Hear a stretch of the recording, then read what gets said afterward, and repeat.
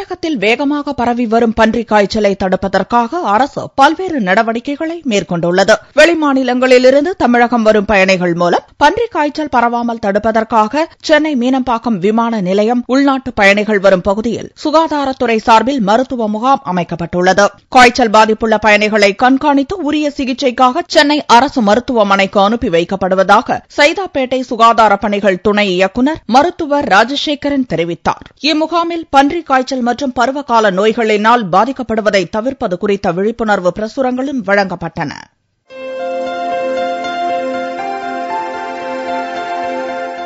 சென்னை பெரியமேட்டில் அமைந்துள்ள நேரு உள் விளையாட்டரங்கில் தமிழ்நாடு யோகா சங்கம் சார்பில் ஞாயிறன்று மாணவர்களுக்கான யோகா போட்டிகள் நடந்தன.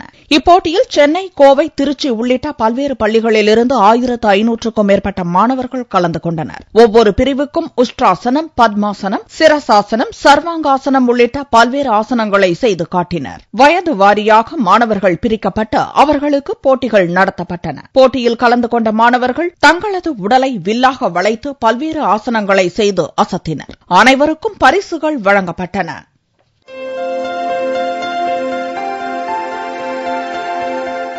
சென்னை தீவுத்திடலில் 41வது சுற்றுலா மற்றும் தொழில் பொருட்காட்சி நடந்து வருகிறது. அரசின் திட்டங்கள் மற்றும் சாதனை அரங்குகள், சிறுவர்களுக்கான ராட்டினம், உல்லாச ரயில் ஆகியன அமைக்கப்பட்டுள்ளன. வீட்டு உபயோக மற்றும் பொழுதுபோக்கு அம்சங்கள் பொருட்காட்சியில் நிறைந்துள்ளன.